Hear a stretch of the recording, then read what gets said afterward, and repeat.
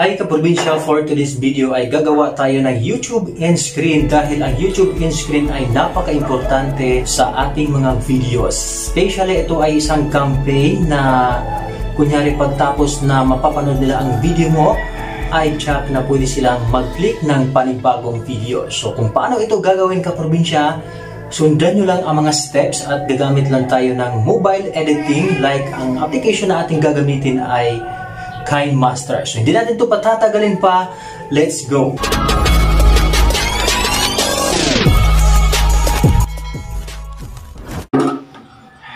Hey, what's up guys? Open lang natin ang KineMaster at punta tayo sa Create and then Create at ayun, mapupunta na dyan tayo dyan sa KineMaster and then background at ang napili kong kulay dyan kaprobinsya ay white black background. So una, white ang bina-background ko para sa ating layout design for YouTube in screen. So drag going to right lang yan kaprobinsya up to 20 seconds. Yan po ang minimum ng YouTube in screen para sa pag-display ng ating panibagong videos na ginagawa sa ating YouTube channel. So magpatuloy tayo kaprobinsya. Ayan, mapapansin nyo kumuha naman ako ng panibagong kulay, pumunta naman ako sa layer and then yan, kulay black at dinadrag ko lang yan going to left kaprobinsya para i-resize ko ang ating YouTube in screen. So yan, kulay black ang aking napili para sa ating color combination. So yan, hinahatak-hatak ko lang yan kaprobinsya para hindi ka na mahirapan yan mamaya. I-drag mo lang yan kadugtong yan doon sa kulay white background na yan kasi up to 20 seconds para hindi ka mahirapan, i-copy paste lang natin to. Punta tayo sa 3 dots and then click duplicate. So i-drag going to right kaprobinsya. So yan, i-drag ko lang yan para magkakaroon tayo ng duplicate layer para sa ating YouTube end screen. So yan, mapapansin nyo, inaayos ko na yan kasi yan kasi ilalagay ang ating susunod na video pagtapos ng vlog. So yan yung design. So nakadepende sa inyo kaprobinsya kung anong kulay ang pinakagusto nyo. At ang next natin gagawin kaprobinsya ay maglalagay na naman tayo ng text. So inaayos ko muna yung alignment. Sa tingin nyo ay maayos na ay magpatuloy na tayo kaprobinsya. So yan, next is pupunta naman tayo doon sa text. So yan, sa text naman is maglalagay tayo ng nagsusulat lang ako dyan ng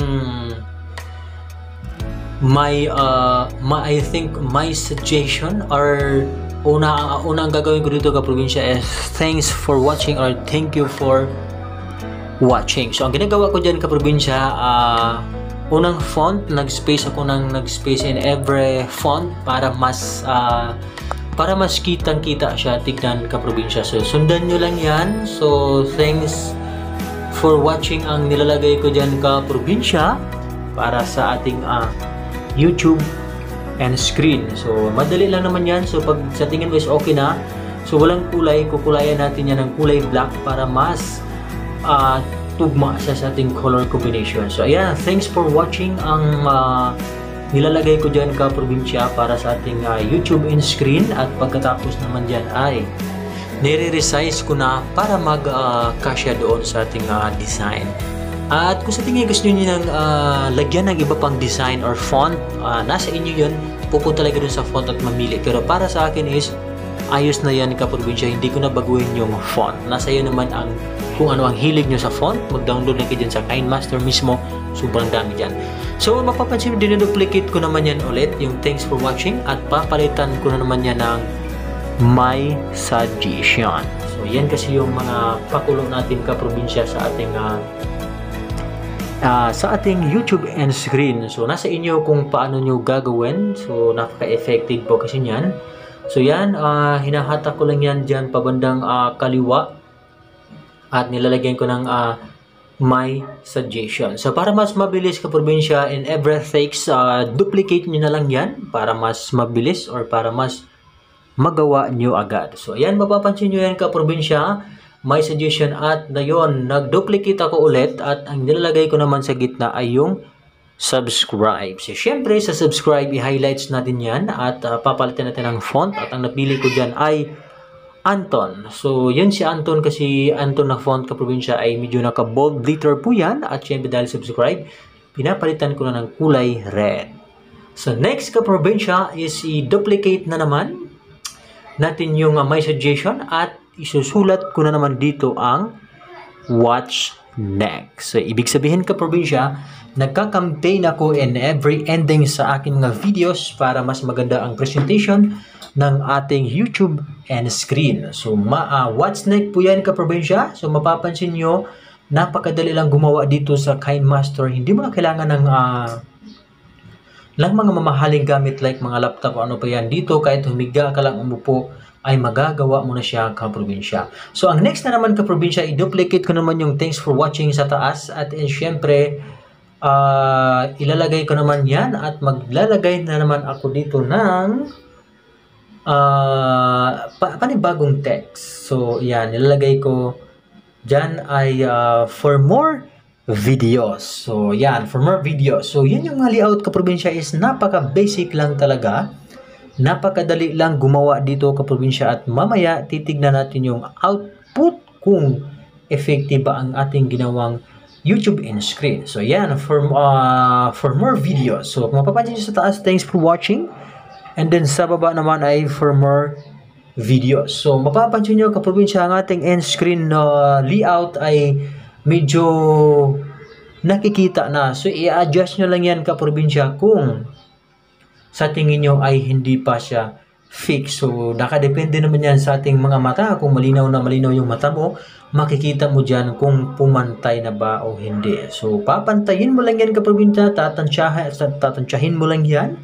Since nag-layout tayo sa mga mobile editing, so nasa iyo yan, tatansyahin mo lang.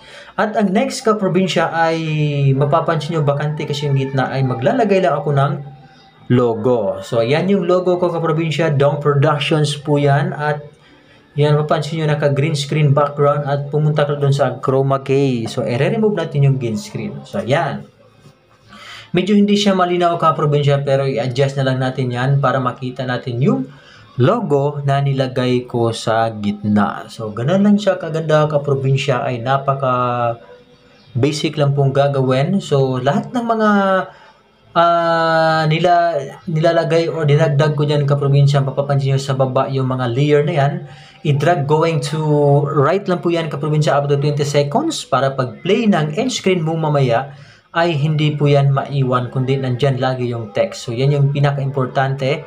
Kailangan nakasagad siya doon sa 20 seconds. Dapat kayo na kasi dinadrag ko kasi nakalimutan ko kaprobinsya para sana in every duplicate naka-align na siya doon sa 20 seconds. Since nakalimutan ko, ayan, iniisa-isa ko yan, dedrag total, mabilis lang naman yan. So, kailangan natin gagawin yan para ang ating YouTube end screen na nililayout natin dito ay maganda ang resulta. So, ayan kaprobinsya, ipi-play ko muna. Ayan yung resulta kaprobinsya at kung gusto mo nang may kunting gumagalaw, pwede nating i-animation yan. So, ayan. In animation, either slide right and then yung pangalawa kaprobinsya, slide left naman para pag-play ng ating end screen ay medyo maganda-ganda naman tignan para bang may mga animation. So, ayan kaprobinsya, gumagalaw na siya at yan.